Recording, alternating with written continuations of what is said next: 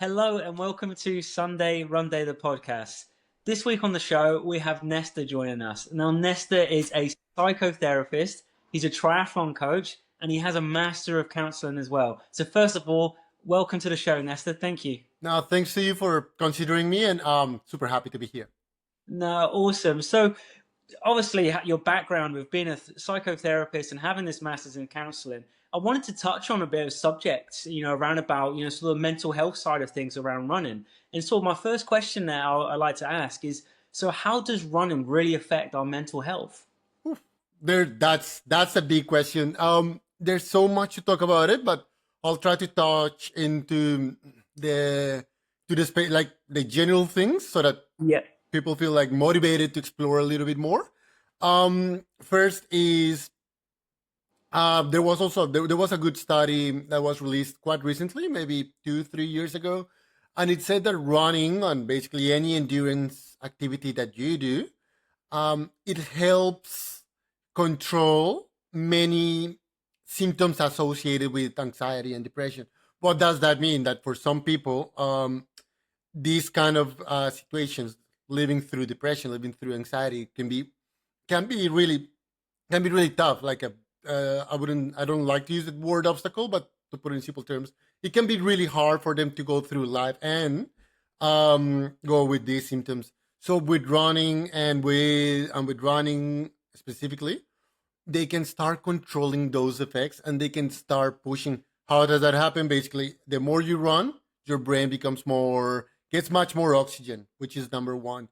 Two, because you get into a nice, depending on how much you run, you can get to a meditative state, which is basically once you hit certain point in running, you know that maybe many people have felt that things like stop hurting, like your legs are not that sore anymore. You're just like in that state of flow.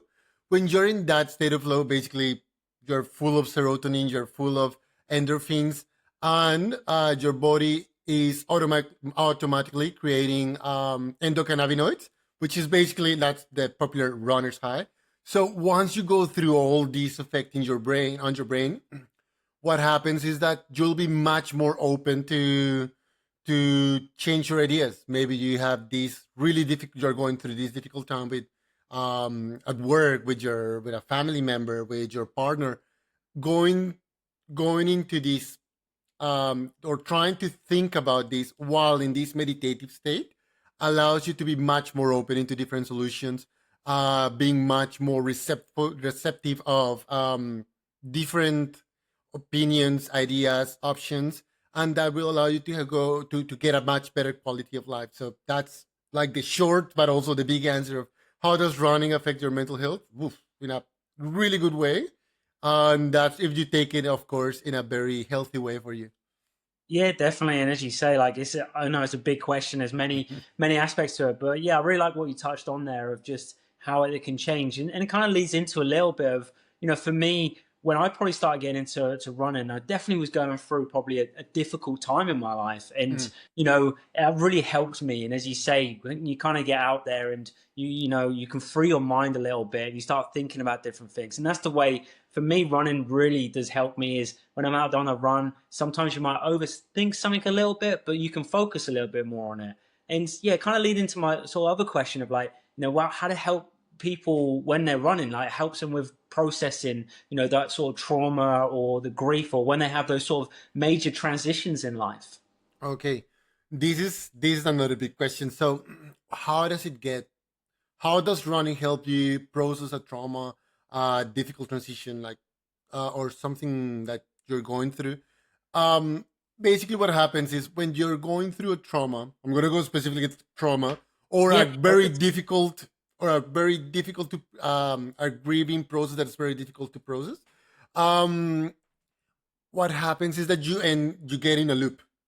So, for example, in trauma, what happens is that people live through a situation or a set of situations that are so difficult to process that they end up in a loop. So, for example, every time I don't know, I encounter a certain situation, I will go into panic mode because I'm in a certain situation, which triggers panic mode, which triggers situation, which triggers panic mode. And we end up in this loop that is really hard to break. When you explore different traumas in different people, you'll notice that at some stage there has to be this loop, Yep. this cycle that keeps repeating and reinforcing itself. Um, all of us at some stage in our lives have been caught in that moment of like you get frustrated because the same situation gets to the same answer but brings the same situation. What happens when you go into running? What happens if you go into this into when you allow yourself to go into this scenario? It pretty much one happens what I was telling before. Your brain gets oxygenated, etc., etc. But also what happens is that this loop creates a stress, which means your nervous system gets like in overload, gets in overdrive, and it's processing very fast, very quickly, and you Yep. cannot get rid of that. Running, if you go in a very nice, steady state and you end up getting into the flow, starts resetting that that overdrive.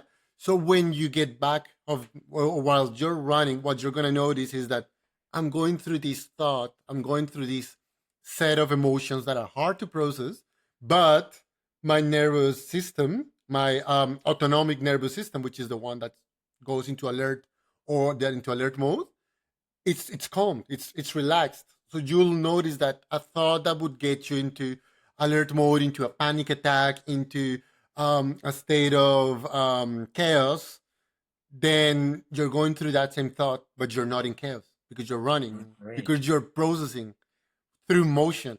So Yeah. that's once again in short. Of course, every trauma is different. Every person is Of different, course. but this allows you to try to go through those difficult thoughts without going into overdrive. Wow, that's amazing. And yeah, you do think that as well when you're out there running, as you say, you kind of have that feeling when you're there. And you kind of what you were saying to me then definitely makes me think about when I've been out there running and how yeah, how you process things differently. You know, how that really does help. And it makes yeah, it makes a lot of sense. And yeah, I really like what you were just touching on there. It was amazing. Yeah, no, that's well, it's something that I'm very passionate about. But what I've noticed with people is that there was just in case you want to explore or if you want to um like to go a little bit deeper, there's actually a running therapy. It's called Okay. dynamic running therapy. What I've noticed is that's more like a theoretical model that's out there because the only way to make it practical is to um, train many therapists that are also athletes, if that makes sense. So it Yep. would be like a therapist running with you, going through your emotions. But if you want to touch deeper into that, there's it's called that dynamic running therapy, and it's a whole theoretical model that shows how you can process emotions much easier, and it goes through a set of exercises and what you can do to try to get your brain into motion while you're processing difficult stuff. So it's really for me it's very really beautiful knowing that it's out there. It's just that yeah, like it's kind of in my beautiful world of unicorns and rainbows. I would love to have like 1,000 therapists, which all of them being runners, all of them being capable of going with Yeah. people on their runs through their emotions, through the trauma. It would be beautiful.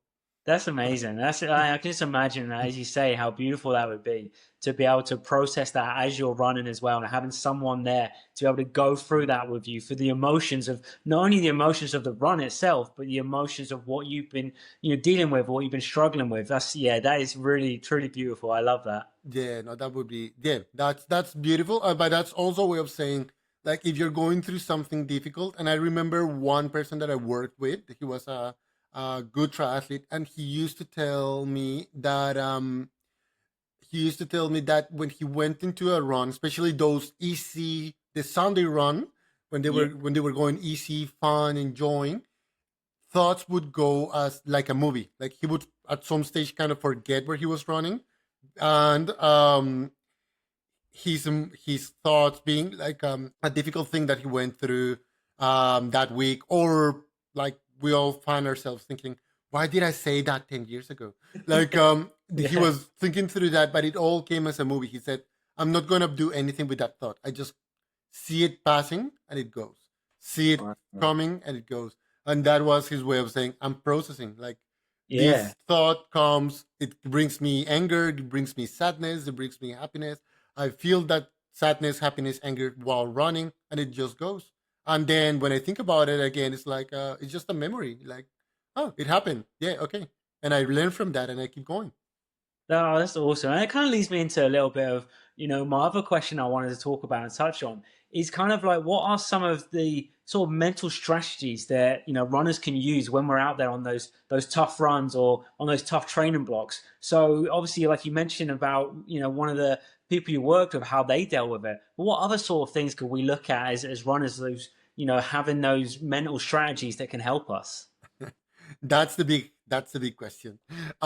Everybody wants to know like that question, and it's what happens. And I was thinking mostly on that one, like what happens when I'm in that, I don't know, like I'm doing that 10K and I know that it's the last kilometer and I just need to do a little bit more and I'll get my PB or I'll get that podium. Like, how do I push myself to go just a little bit more?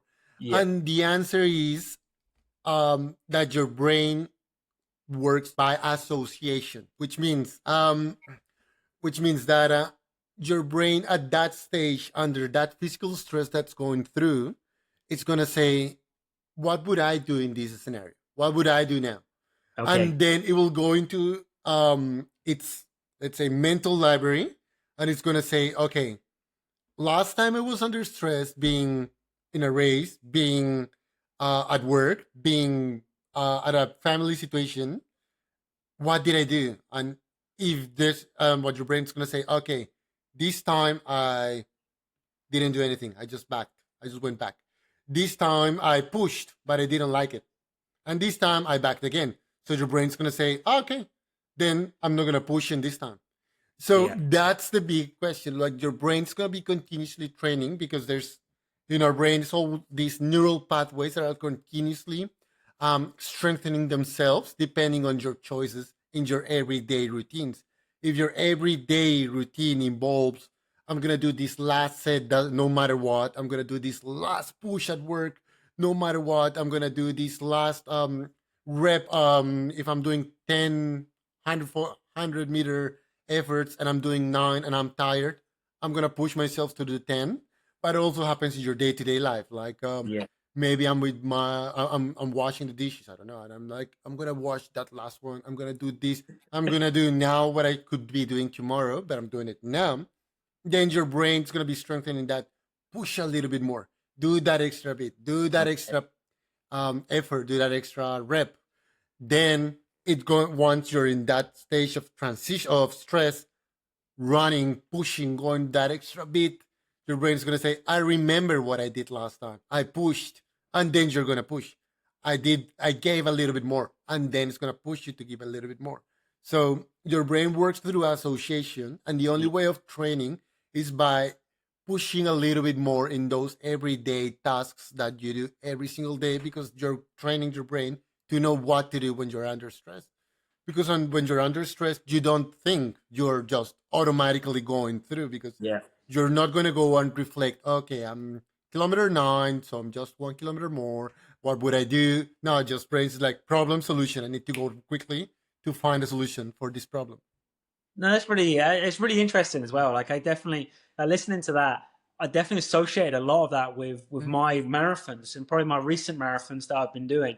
In how at the similar moments is where I find myself struggling the most. And yeah, as you say, and I really do think about it, I think probably in a couple of those moments, maybe I did push a little bit more, but then there was those other moments there. Yeah, I went back to where I was and was like, no, I'm not going to push because I know what happened when I did push. So that was really interesting and definitely something I'll take on board for myself because yeah, I feel I'm at that stage where I get to that point and I just want to push that a little bit more, but I don't have it in me just yet. So maybe yeah, just on that mental strategy on that time is trying to train my brain to be able to push that bit more and be under that stress. Because as you say, when I'm in there and I'm running, I'm not thinking about anything other than getting to the finish.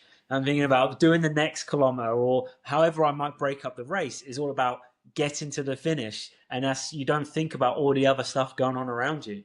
Yeah, no, and and I remember just many years ago I was racing and I was just next to running next to one of those women elites. And I remember my respiration. I was kind of control. I was trying to stay in the mood, like in the flow, not going too hard, not going too easy. But Yeah. I remember her breathing. She was going, I don't know, some five. She was about to blow up. In my mind, she was going to blow up. Yeah. But what I noticed is that she had learned so much to go through the pain that she kept going through that moment of high, super stress, which means that what we learned is that our body has it. Like, and there's also a lot of research showing that our body has it. You know, because you want to. We all have found ourselves. I'm pretty sure you have gone through that when you're 40 kilometers in and you feel that you're about to die, but then you see the finish line and then you somehow like something turns on you, something like wakes on you, and Yeah. then you get back as if you were running your first kilometer at your fully cruisy pace, which means your body always had it in it. It's just that didn't want to bring it out. So what I learned with this girl is that we all of us have that extra push. It's just that they learn through making the same choice every day, consistently Yeah. through for a long time. That he knows how to tap into that extra push, into that extra beat that your body's ready to give. And it's amazing to think that as well, as you say, and you do look at it, when you get to those last kilometre, maybe kilometre and a half, and you know the finish line's there, the end's in sight, and you look back at your splits and you go, oh, well, I actually done okay the last kilometre. It was, Mm, you say close to where I was for most of the other race. But it was just those middle bits in between where I really did struggle. And you think my body didn't have it, but it did because I was able to push at that last kilometre, mentally knowing that this was it. Once I'd done this last push, I get across that finish line and I can stop. I don't have to do any more. But yeah, as you mm. say, if you can train yourself a little bit more to do that a little bit earlier, you might start hitting some of the goals that you went out for. Yeah, it's more like that's the beauty of the journey because we get to know ourselves and we get to know like how what's next, like what happens if I push a little bit more. What Yeah. happens if I explore this distance? What happens if I explore this? If I normally run at 5, what happens if I explore running at 4:30? What's the worst that could happen? How long can I try this pace? Or maybe let's go for 4 flat. What happens if I keep up this pace? Maybe our body is going to be able to hold it. I think that's one of the beauties of running and training, and you sort of you find out so much about yourself and what you're capable of. And at the start, I would always go back on my journey of when I first started running to where I'm at now. Like I've even though you might get disappointed with certain races you do now, but when you really look back at your journey, you just go, "Wow, I dreamed of doing something nowhere near where I'm doing now." And to see what my body's capable of and see how I'm able to go through that, I think that's such a beautiful thing about learning with running and learn about what you're capable of, as you say, physically as well as mentally as well. Yeah, and you touch on that beautiful, or at least something that I really like about running, and it's that it's where you find the balance. Like I like finding the balance of pushing, like always trying to beat a record, always trying to get a new distance. But I also love running with my friends, running with a group, running like just pacing someone one day and having fun, putting the music at the back, like putting. I normally put a speaker on a backpack, and I just go in a party mode. I love doing that. No, that's awesome, man. And well, let's touch on it a little bit. Like, what sort of music you listen to? Because I didn't touch on it earlier that you are from Colombia, and obviously my wife being from Colombia as well. I obviously get to listen to some amazing Colombian music. What sort of music is it? Are you definitely out there listening to some reggaeton? Not really. Like when I grew up with a lot of rock in Spanish. Okay, yeah. So like that's something that moved me through the ages. Like I like some reggaeton. Like I listen to it, but I'm more like a rock in Spanish. So that's basically like a little bit earlier, like 90s, 80s rock in Spanish. Even though I'm not that much from that age, but love it still.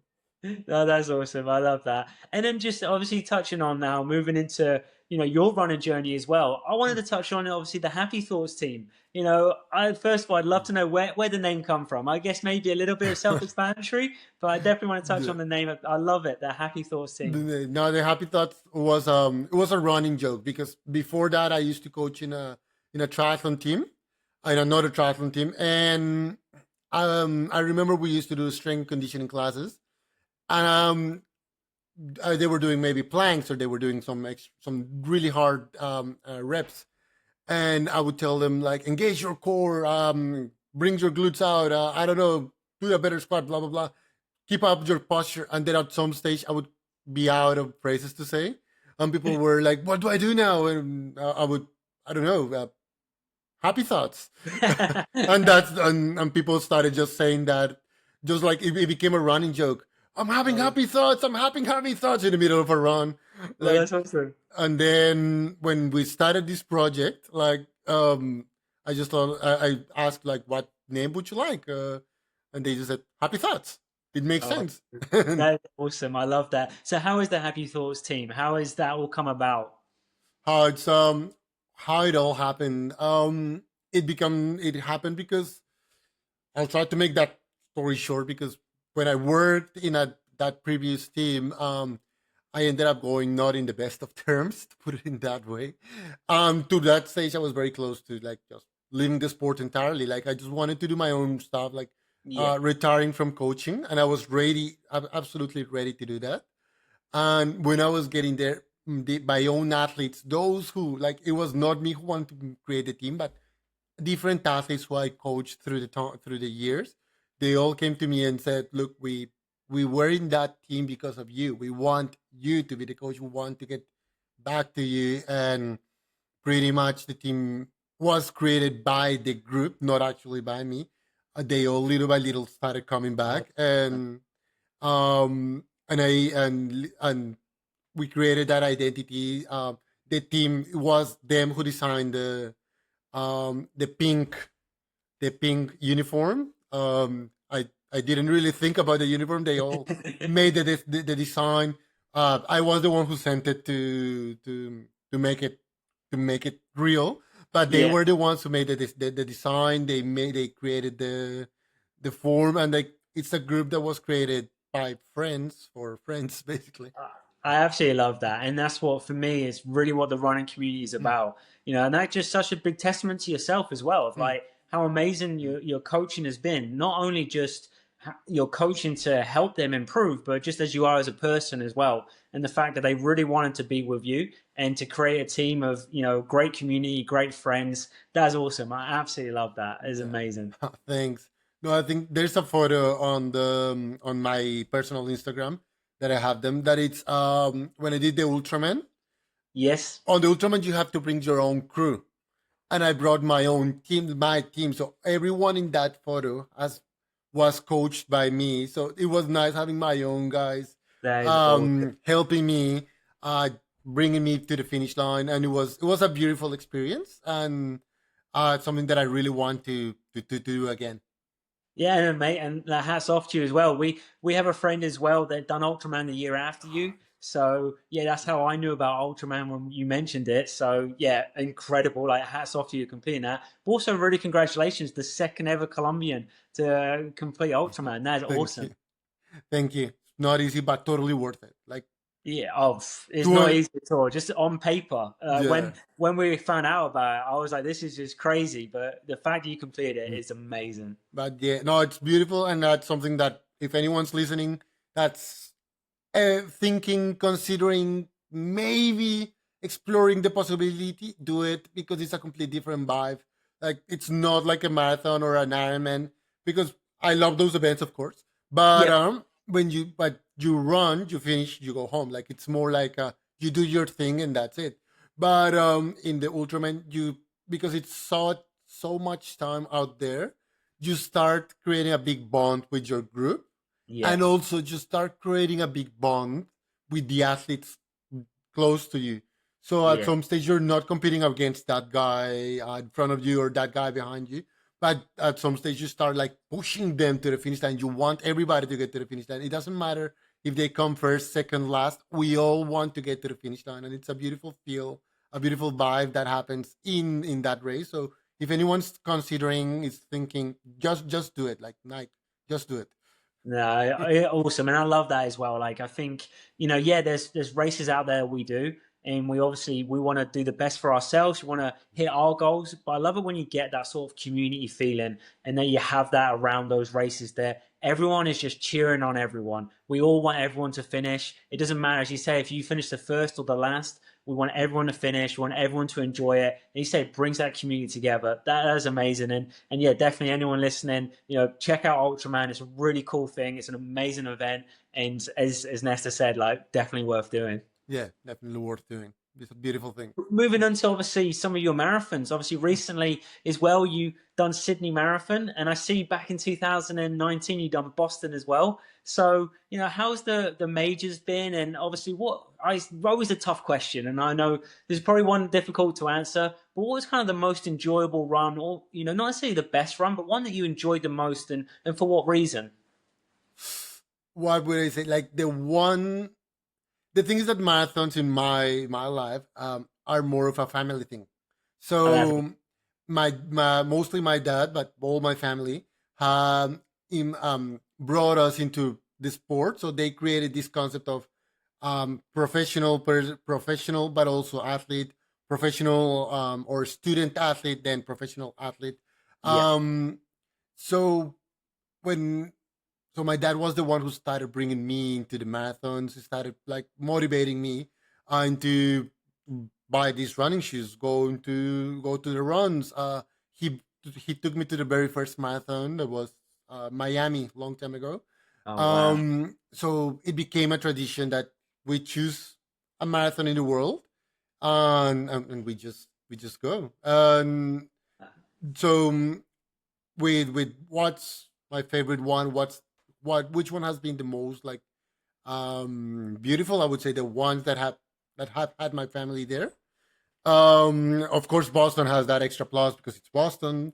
But I would say like all of them that have had the yeah. family in there have had that extra feel of I love being here. I love crossing the finish line and seeing them just That's amazing. I love that as well. mm, There, you make it such a family thing of having your parents there as well when you're running, and that's just such a cool feeling. And there's nothing like it. I think having that support from your family and doing something together is just awesome. That's awesome. I absolutely love that. That's amazing. yeah. So that's something that I like. And the funny thing is that I don't have any marathon medal with me in Australia.